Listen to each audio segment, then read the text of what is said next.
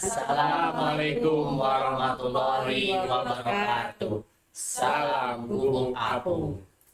Selamat bertemu dan berjumpa dengan kita semua di channel SMA Negeri 2 Cikarang Barat atau Gubuk Apung. Di sini ada Pak Doni sebagai guru sosiologi, di sini ada Ibu Putri sebagai guru ekonomi, dan di sebelah sana ada Ibu Fitri sebagai guru bahasa Inggris. Nah, begini Bu ya, kita mengobrol nih, ngobrol-ngobrol tentang ekonomi. Nah, saya pernah dengar kalau orang berjualan itu inginnya modalnya kecil, tapi untungnya ingin besar. Ya, nah Ibu kan sebagai guru mapel ekonomi, menurut Ibu bagaimana yang sebenarnya untuk perihal jual beli itu Bu ya? Ya, baik, sebenarnya setiap orang yang melakukan usaha tentunya ingin pengorbanannya kecil tapi mendapatkan Untungnya keuntungan yang besar. sebesarnya. Tetapi kalau Iya. dilihat sekarang ini dengan peradaban, dengan perkembangan zaman tidak bisa seperti itu. Apa yang kita korbankan sekarang dari nilai 50 dengan 100, tentunya kalau diukur secara logika pastilah akan mendapatkan Beda keuntungan lebih nilainya. maksimal yang di atasnya kan seperti itu. Jadi dengan pengorbanan tertentu kita berusaha mendapatkan penghasilan atau pendapatan yang semaksimal mungkin itu. Jadi sekarang mungkin yang harus diluruskan ya, artinya menyesuaikan dengan apa yang dikeluarkan. Ibaratnya kalau kita ingin mendapatkan ikan yang besar, Betul. umpannya juga harus bisa Betul, yang seperti bagus. mendapatkan Iya. hasil yang lebih baik ya. Betul. Oh ini Pak, kita kan Indonesia ini kan sekarang penduduknya gitu Pak, warga Indonesia kadang lebih condong itu mengkonsumsi barang-barang dari luar, padahal mah kualitas dari kita sendiri, contohnya buah-buahan, jeruk ya, itu nggak kalah menarik dari yang di luar. Tapi kok kenapa kenyataannya kita tuh lebih minat pada buahan ekspor dari luar gitu Pak? Ya, mungkin karena pengemasan barang-barang dari luar negeri itu lebih menarik gitu. Kemudian juga sekarang kan di pasaran itu terjadi persaingan yang cukup ketat. Sekarang kan ada pasar global namanya. Jadi biaya masuk impor itu dikurangi.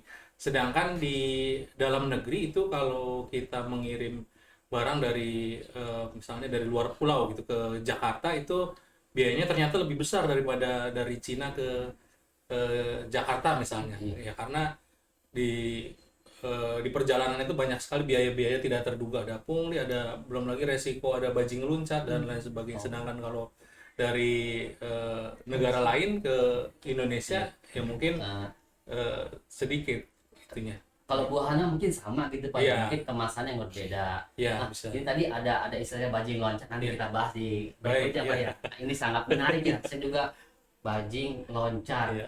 Ya. Nah, Ibu Fitri ya. Nah, ini kan sekarang lagi zamannya tren tentang media gitu Bu ya. Orang jualan tanpa, misalnya saya belanja ke pasar mungkin kan resikonya becek ya, jalan macet. Tapi dengan adanya TikTok atau dengan aplikasi yang lainnya kita bisa mendapatkan tiba-tiba makanan datang sendiri ya. Nah, menurut Ibu itu bagaimana dengan adanya perihal kemajuan teknologi?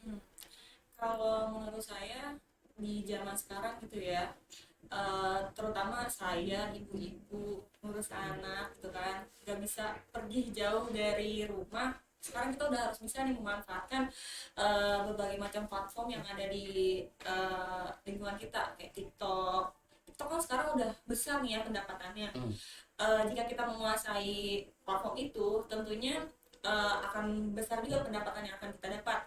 Apalagi kalau misalnya kita juga bisa menguasai berbagai macam bahasa gitu, terutama bahasa-bahasa internasional, bahasa-bahasa daerah luar negeri gitu. Nah itu merupakan bisa jadi suatu keuntungan juga buat kita. Saya pernah lihat itu ya tayangan video, ada orang penjual di Bali itu menguasai 4 bahasa yang mungkin bisa menjadi lebih laris jualannya ya.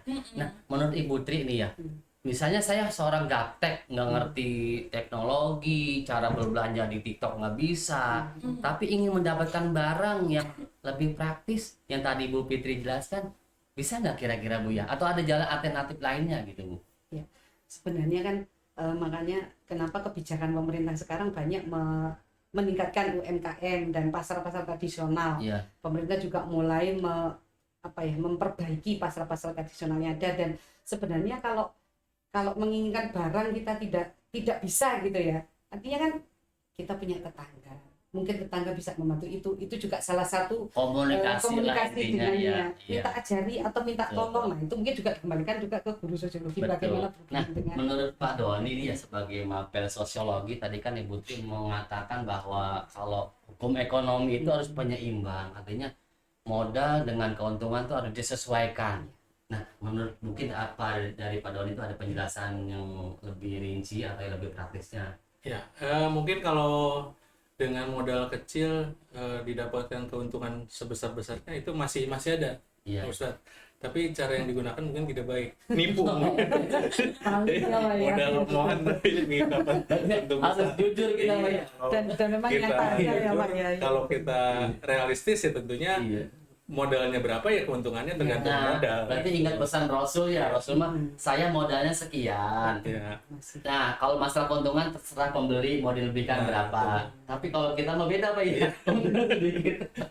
Tapi banyak. Nah, ini Bu Fitri ya tadi kan Pak Doni mengatakan bahwa barang yang diimpor itu kan yang masuk ya itu sama dengan kualitasnya tapi banyak diminati. Nah, kalau menurut Bu Fitri pendapatnya yang tadi dijelaskan Pak Doni itu yang menurut sosiologi. Nah, dari bahasa tanggapannya bagaimana Bu ya? Mungkin selain karena pengemasannya lebih menarik, Mm-mm. kadang juga mereka jual lebih murah Oh. daripada yang dijual di produk kita sendiri gitu. Itu menurut saya sih. Tergantung berarti kesadaran diri kita ya. Makanya ayolah cintai produk Indonesia. Betul. Dan mungkin marketingnya juga kalau di Arab kita lihat orang Arab itu bisa bahasa Indonesia sehingga menarik pembeli dari Indonesia kebanyakan. Indonesia nggak bisa Iya. bahasa sana Pak ya. Bisa tahu Murah Jokowi gitu. Halal. Nah, tadi Bu nih ya, para ibu nih, tadi mendengar dari Pak Doni itu ada istilahnya banjing loncat ya. Kalau ibu, apa sih Bu banjing loncat Bu ya? Iya, setahu saya sih ya, dan sering melihat di sosmed ya, itu ya banyaknya orang yang menurut saya kasihan dengan apa ya sopirnya ya. Jadi barang-barang di truk itu kalau saya lihat ada yang bawa senjata tajam kadang Pak ya, dicongkel gitu, terus berasnya dia ngalir, ada juga yang langsung diambil satu karung, dan itu kadang malam gitu kadang nggak tahu. Terus ada juga yang sampai diambil barangnya, sampai sopir truknya pun diambil uangnya. Yang dan jelas mengambil bukan haknya. Iya betul. Nah, kalau dari Bapak nih sebagai sosiologi, pandangan Bapak itu apa sih Pak banjing loncat? Ya, kalau dari sosiologi ya berarti di situ ketika ada pelanggaran berarti ada fungsi sosial yang tidak terpenuhi, artinya peran sosial di masyarakat ada yang tidak terpenuhi, mungkin penjaga keamanan gitu ya, penegak hukum kurang maksimal mungkin, atau bisa juga kemiskinan itu masih mendominasi di masyarakat setempat, kemudian norma-norma tidak dipatuhi. Berarti seperti kita itu. jangan seujung dulu Pak Iya. ya. Artinya dia itu merampas apa betul sebagai profesi kriminalitas atau memang tuntutan dari keluarga. Nah, kalau menurut dari Bu Fitri nih, istilah bajing loncat tadi dijelaskan oleh Pak Doni, lebih dominan itu tentang kriminal ya itu, atau dia emang betul-betul kebutuhan ekonomi di keluarga Bu? Kalau saya sedikit luruskan dulu ya, berarti istilah bajing loncat ini bukan hewan yang lagi Oh, ya, loncat-loncat, ya, bukan ya. Berarti adalah suatu istilah di mana seseorang melakukan tindak kriminal seperti itu. Berarti kan kalau misalnya dia sedang melakukan suatu tindak kriminal adalah ada suatu kebutuhan yang ingin dia penuhi, entah itu di keluarganya atau di mana, seperti itu sih yang saya rangkum di Ya. yang dari Pak Doni bilang dan Bu. Itu mungkin nyambung dengan yang tadi Pak Ustadz bilang, dengan modal sekecil-kecilnya ingin keuntungan sebesar Nah, besar. modalnya cuma kecil doang, tapi dapatnya ini tetap yang jadi korban yang banyak. Nah, mungkin Ibu Fitri dari obrolan kita semua nih ada kesimpulan yang sekiranya bisa memotivasi masyarakat di luar sana. Ya kalau dari saya sih jangan pernah memaksakan diri ketika memang kita belum mampu gitu ya. Ya secukupnya seadanya saja gitu kan. Maksudnya jangan sampai kita pengen suatu hal yang besar, kita melakukan tindakan yang di luar dari yang tidak diinginkan gitu.